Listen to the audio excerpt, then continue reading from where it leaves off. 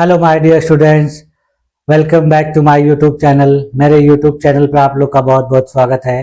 Dear student, आज की class में हम लोग बीए 6 सेमेस्टर के शिक्षा शास्त्र विषय में यूनिट 3 का अध्ययन करेंगे। और इसके पहले वाली क्लास में मैंने आप लोग को यूनिट 3 से संबंधित जो पहली क्लास थी उसके बारे में अध्ययन करा दिया था। तो आज की क्लास जो है वो दूसरी क्लास होगी।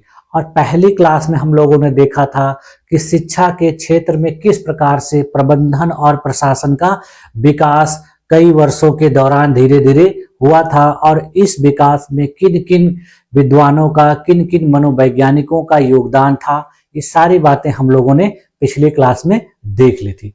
और पिछली क्लास में हम लोगों ने इन्हीं विकास के क्रम में परंपरावादी युग या classical school of administration and management के बारे में विस्तार पूर्वक अध्ययन भी किया था।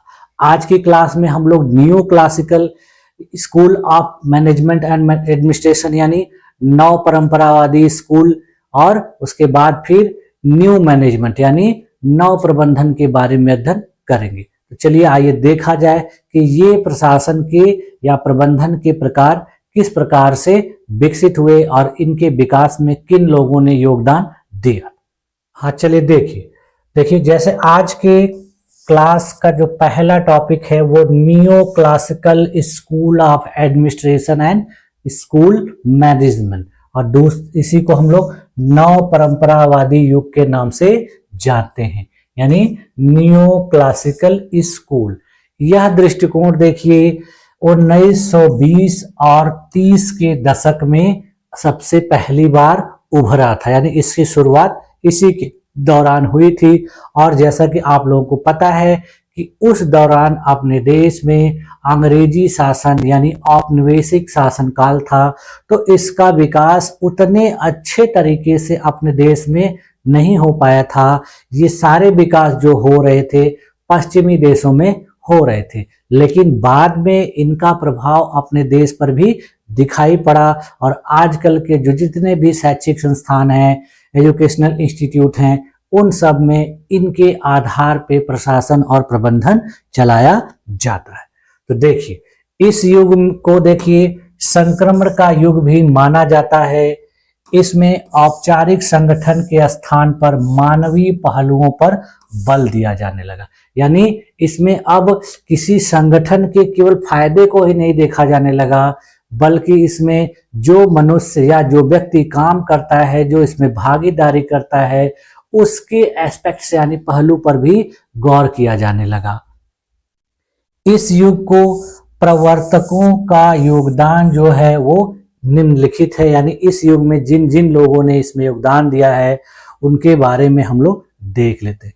तो सबसे पहले देखिए इस काल में प्रबंधन एवं प्रशासन के विकास में जॉर्ज एल्टन मेयो का योगदान बहुत ही महत्वपूर्ण था। इन्होंने देखिए अपने साथियों प्रोफेसर एफ जे रॉथलिसबर्गर तथा विलियम जे डिक्सन के साथ मिलकर वेस्टर्न इलेक्ट्रिक कंपनी के शिकागो स्थित हॉवथॉर्न संयंत्र में श्रमिकों पर 1924 से 1933 के बीच कई प्रयोग किए थे।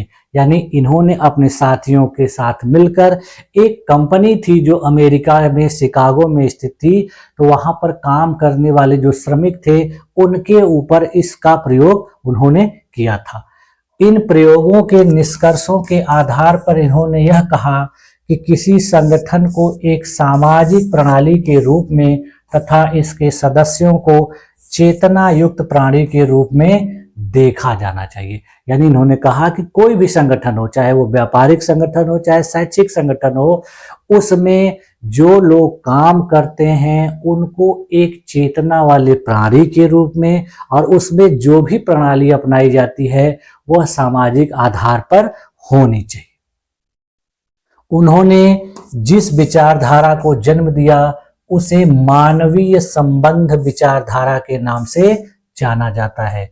यही विचारधारा देखिए आगे चलकर प्रशासन के विचारधारा के इतिहास में मील का पत्थर साबित हुई। यानी इन्होंने किसी भी व्यापारिक संस्थान में, किसी भी शैक्षिक संस्थान में मानवीय पहलुओं पर गौर करने के लिए कहा। यानी इसमें जो लोग काम करते हैं, जो लोग इससे जुड़े होते हैं उनके बारे में भी इन संगठनों को सोचना चाहिए, विचार करना चाहिए और इनके बारे में प्रबंध भी करना चाहिए। इसके बाद देखिए जो अगले व्यक्ति थे वो थे मेरी पार्कर फोलेट।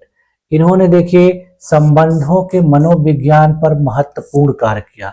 इन्होंने प्रबंध के कई महत्वपूर्ण विषयों जैसे नेतृत्व, रचनात्मक संघर्ष, आदेशों का मनोविज्ञान, सत्ता, नियंत्रण, समायोजन, सहभागिता, सहमति, समझौता आदि पर अपने मूल्यवान विचार प्रकट किए थे।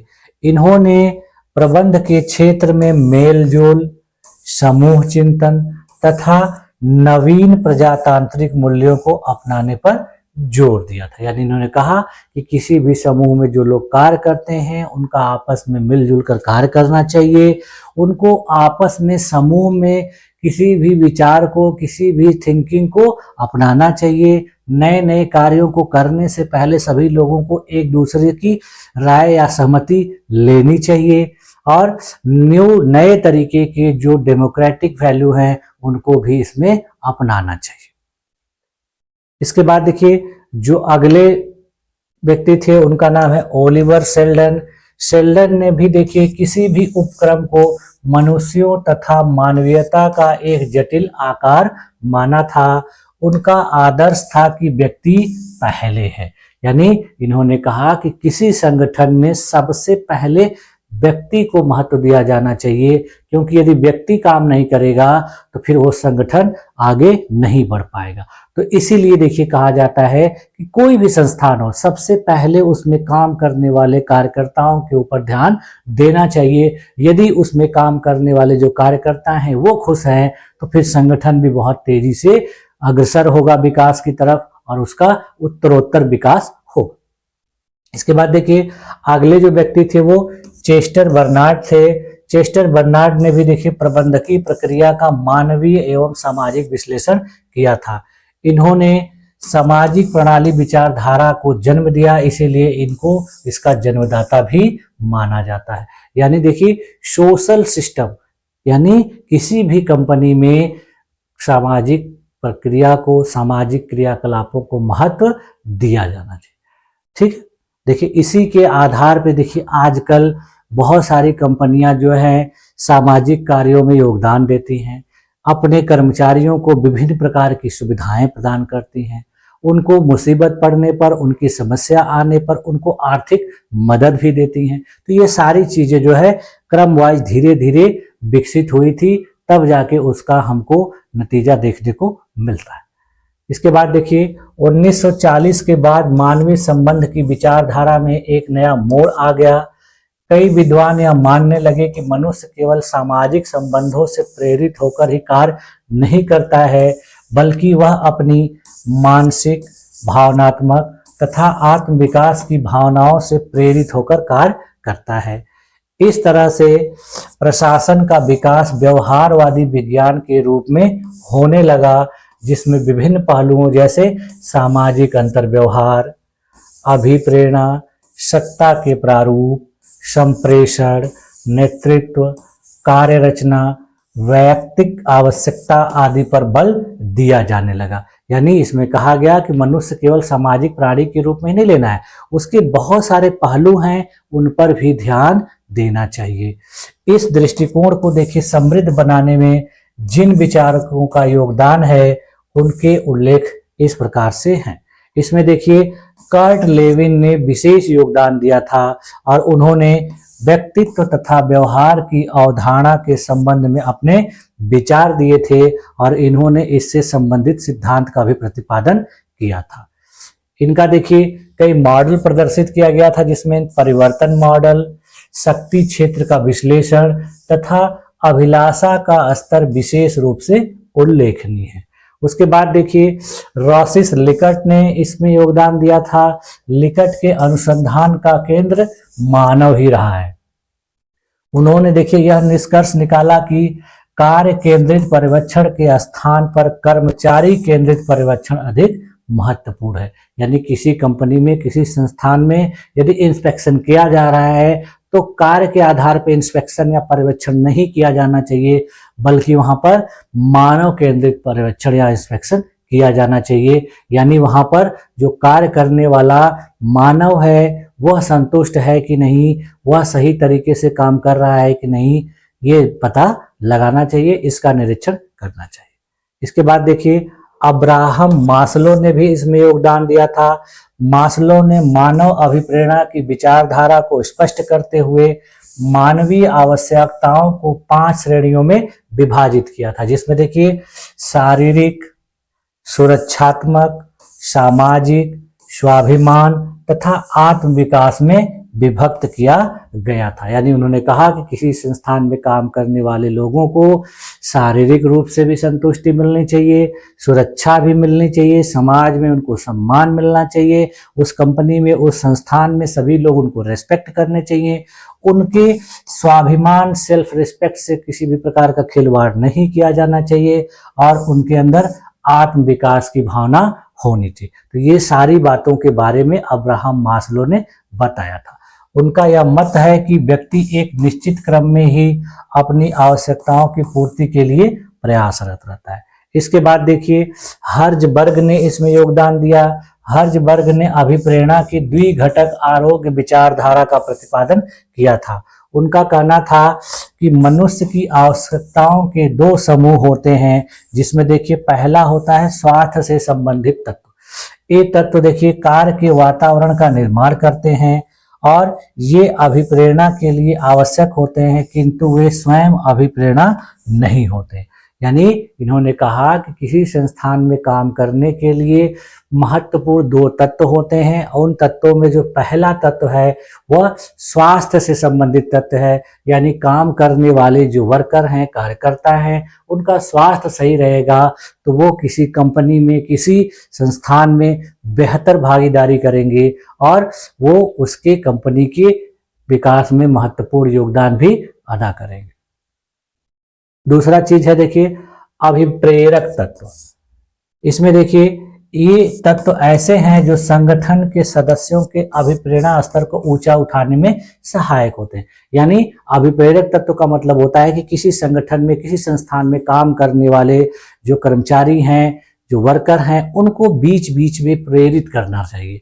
बड़े अधिकारियों के द्वारा उनको समय समय पर विभिन्न प्रकार के प्रोत्साहन दिए जाने चाहिए, विभिन्न प्रकार के कर्मचारियों को अच्छा प्रदर्शन करने पर पुरस्कार दिया जाना चाहिए, जिससे वे प्रेरित होते हैं और उस कंपनी, उस संगठन के प्रति अच्छे लगन से कार्य करते हैं।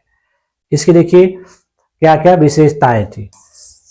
मानव संबंध दृष्टिकोण, यानी इस विचारधारा में, इस नव परंपरावादी विचारधारा में एल्टन मेयो और उनके हथॉर्न अध्ययन ने इस दृष्टिकोण को बहुत ज्यादा बढ़ावा दिया था और उनका कहना था कि कर्मचारियों की भावनाओं, सामाजिक संबंधों और समूह गतिशीलता पर ज्यादा ध्यान दिया जाना चाहिए। उसके बाद देखिए व्यवहारिक दृष्टिकोण, यानी बिहेवियरल अप्रोच। इसमें देखिए मैस्लो, डगलस मैकग्रेगर जैसे मनोवैज्ञानिकों के सिद्धांत शामिल है। मैस्लो का आवश्यकताओं का सिद्धांत और मैकग्रेगर का एक्स और वाई सिद्धांत इसके उदाहरण है। इसी पे देखिए अब्राहम मास्लो के द्वारा एक सिद्धांत दिया गया था जो आवश्यकता सिद्धांत के नाम से प्रसिद्ध है, जिसमें इन्होंने यह बताया था कि किसी भी व्यक्ति को सबसे पहले किस चीज की आवश्यकता होती है। जब वो उस चीज को प्राप्त कर लेता है तो फिर वो क्या प्राप्त करना चाहता है। तो उन्होंने एक हायरार्की बना के दी थी कि मनुष्य को अपने जीवन में किन किन चीजों की जरूरत पड़ती है। तो ये सारी चीजें जब किसी संस्थान में, किसी संगठन में व्यक्ति को कार्य करते हुए मिलती हैं तो वो अपने आप को पूर्ण मानता है।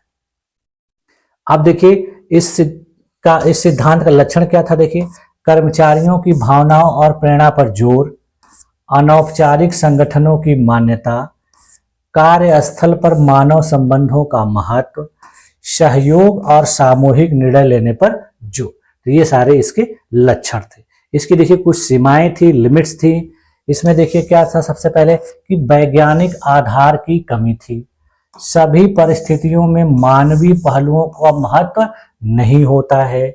संगठनात्मक संरचना को हमेशा सही तरीके से नहीं समझा गया इसमें। तो ये सारी इसकी सीमाएं थी। अब देखिए जो अगला है विकास का क्रम जो है वो नवीन या नव प्रबंधन, न्यू मैनेजमेंट के नाम से जाना जाता है। इसमें देखिए सबसे बाद में इस प्रकार के प्रयास किए गए और यह 1950 के बाद आया, यानी इसीलिए इसका नाम नवीन प्रबंधन रखा गया। यह दृष्टिकोण देखिए 1950 के बाद उभरा और इसमें तकनीकी, सामाजिक, आर्थिक परिवर्तनों को ध्यान में रखा गया, यानी इसमें अब टेक्नोलॉजी को भी शामिल किया गया और उसके साथ साथ सामाजिक पहलुओं को, इकोनॉमिक्स पहलुओं को, आर्थिक पहलुओं को भी स्थान दिया गया। इसमें देखिए प्रबंधन को एक व्यापक प्रणाली के रूप में देखा गया। इसमें देखिए प्रबंधन को बहुत बेहतर महत्व दिया गया, इसको ब्रॉड एस्पेक्ट्स में शामिल किया गया। इसकी देखिए क्या क्या विशेषताएं थी, प्रमुख विशेषताएं। पहला था देखिए प्रणाली दृष्टिकोण यानी सिस्टम अप्रोच। यह विचारधारा संगठन को पृथक पृथक विभागों, कार्यों एवं साधनों के संकलन के रूप में नहीं वरन एकीकृत संपूर्णता, संगठित इकाई या समन्वित पद्धति के रूप में मानती है। यानी यह विचारधारा कहती है कि कोई संगठन है तो वो अलग अलग टुकड़ों में बंटकर काम नहीं करेगा, वो अलग अलग नहीं है, बल्कि उसको इंटीग्रेटेड यानी एकीकृत मानकर उसमें काम करने वाले सभी लोगों को एक यूनिट भावना के साथ काम करना चाहिए, जिससे वह बेहतर कार्य कर पाएंगे। इसमें देखिए संगठन को एक सिस्टम प्रणाली के रूप में देखा जाता है, जिसमें विभिन्न तत्व जैसे लोग, तकनीक, प्रक्रियाएं एक दूसरे से जुड़े होते हैं। यानी ये जब एक सिस्टम के रूप में देखा जाएगा तो इसमें लोग भी होंगे, इसमें टेक्नोलॉजी का भी उपयोग होगा और विभिन्न प्रकार की प्रक्रियाओं का भी इस्तेमाल होगा, जिससे यह एक यूनिफाइड प्रोसेस बन जाएगा। इसके बाद देखिए इसमें दूसरा जो विशेषता है इसका परिस्थिति जन्य दृष्टिकोण यानी कंटिंजेंसी अप्रोच। इसमें देखिए कहा जाता है कि प्रशासन की कोई एक श्रेष्ठ विधि नहीं होती है, वरन सब कुछ परिस्थिति पर निर्भर करता है। यानी इसमें बताया गया है कि प्रशासन को चलाने के लिए, किसी संस्थान को प्रशासित करने के लिए कोई एक निश्चित विधि नहीं होती है। जब जैसी परिस्थिति होती है उसी प्रकार से प्रशासनिक निर्णय लिए जाते हैं। देखिए इसमें क्या कहा गया कि यदि किसी प्रशासक को अपना कार्य करना है, यदि परिस्थिति अनुकूल है या प्रतिकूल है, तो उसको वही मार्ग अपनाना होता है जो समय की मांग होती है। यानी समय की जैसी जरूरत होती है उसको उसी प्रकार की विधि को अपनाना होता है। हर समस्या के लिए एक निश्चित समाधान नहीं होता। देखिए हर समस्या के लिए कोई निश्चित समाधान नहीं होता, बहुत सारी समस्याएं होती हैं जिसके लिए अलग समाधान की जरूरत पड़ती है। तो यही बात इसमें कहा जा रहा है।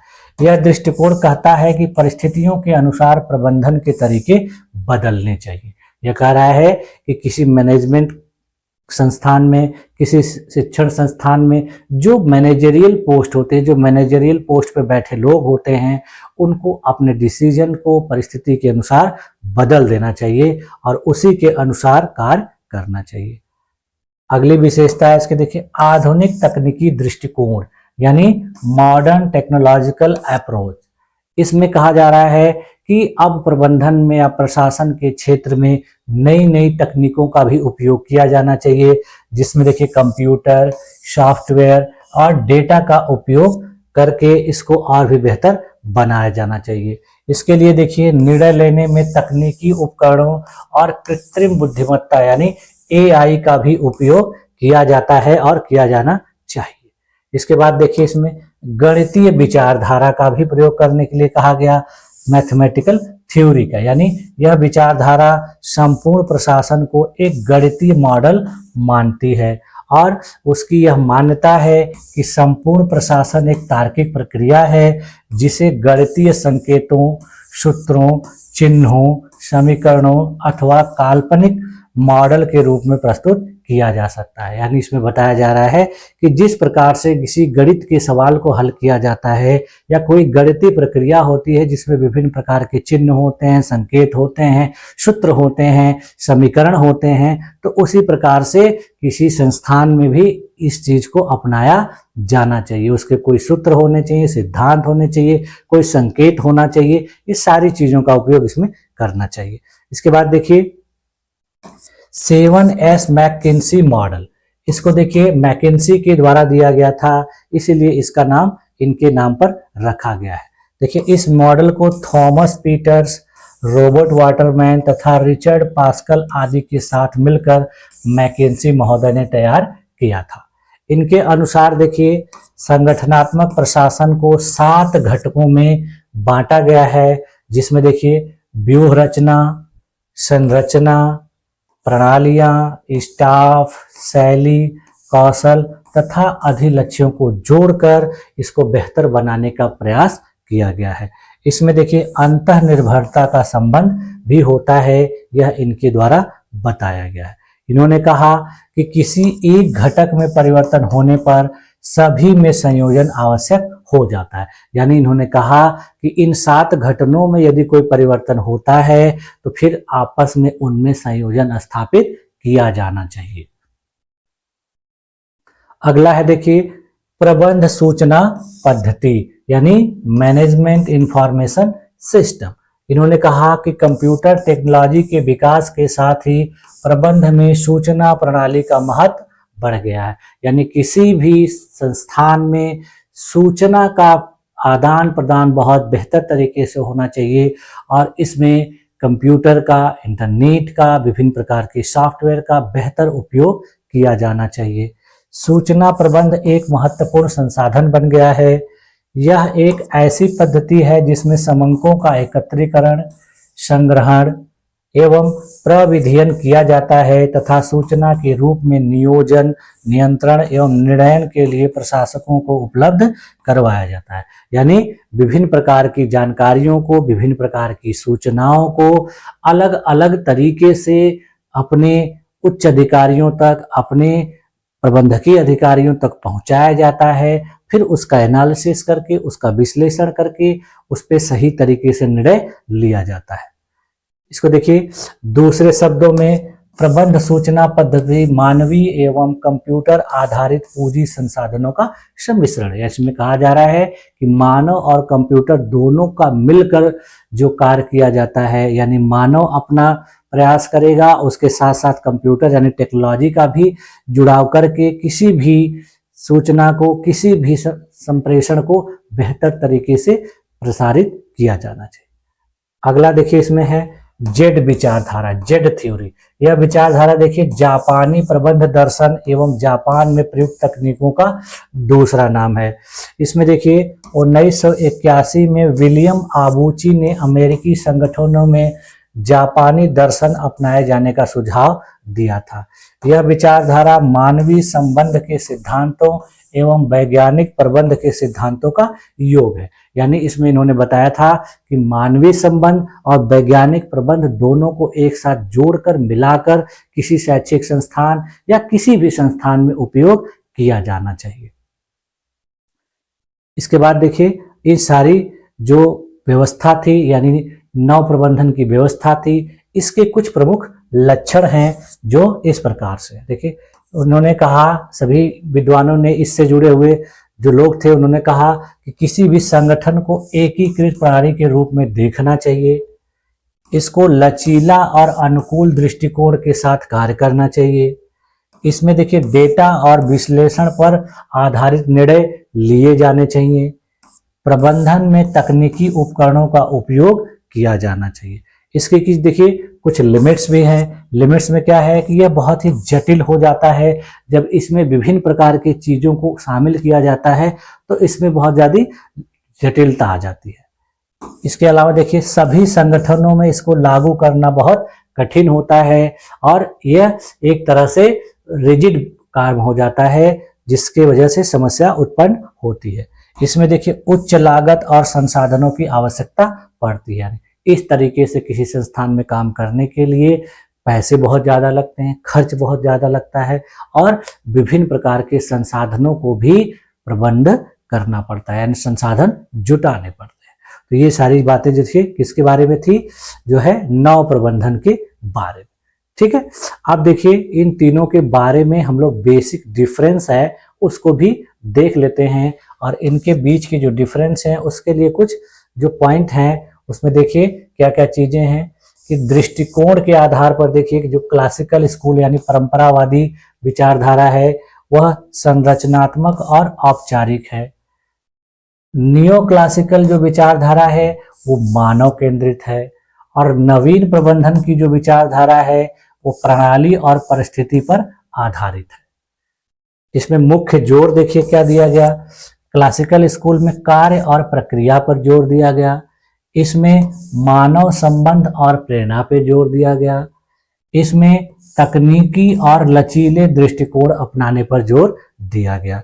इसके उदाहरण देखिए वैज्ञानिक प्रबंधन है, इसका उदाहरण देखिए हाथोन अध्ययन है, और इसका एआई और डाटा प्रबंधन है। इसके बाद देखिए इनकी सीमाओं में देखिए क्या डिफरेंस है, यह मानवीय तत्वों की अनदेखी करता है, यह वैज्ञानिक आधार की इसमें कमी है, यह अधिक जटिल और लागत वाला है।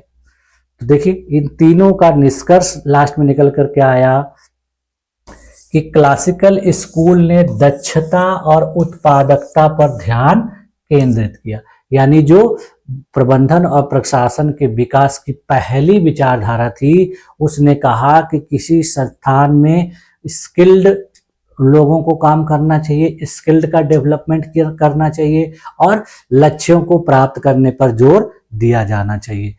उसके बाद देखिए जो नियो क्लासिकल विचारधारा थी उसने मानवीय और सामाजिक पहलुओं को महत्व दिया, यानी इसने स्किल्ड या प्रोडक्टिविटी पर ध्यान न देने के लिए कहा, और इसने कहा कि मानव और सामाजिक पहलुओं पर ध्यान दिया जाना चाहिए। उसी तरह देखिए जो नवीन प्रबंधन था उसने प्रबंधन को एक लचीली और तकनीकी दृष्टि से देखा, यानी उन्होंने कहा कि प्रबंधन जो है लचीले तरीके से किया जाना चाहिए, बहुत कठोरता के साथ नहीं किया जाना चाहिए, और इसमें टेक्नोलॉजी का भी उपयोग किया जाना चाहिए। तो इन तीनों दृष्टिकोणों का विकास प्रबंधन एवं प्रशासन के क्षेत्र में सुधार लाने और इसे अधिक प्रभावी बनाने में सहायक रहा है, और इसी के आधार पर किसी संस्थान में प्रबंधन और प्रशासन का कार्य किया जाता है। तो इस प्रकार से देखिए हम लोगों ने 2 क्लासेस में बांट के जो यूनिट 3 था उसका विस्तार पूर्वक अध्ययन किया।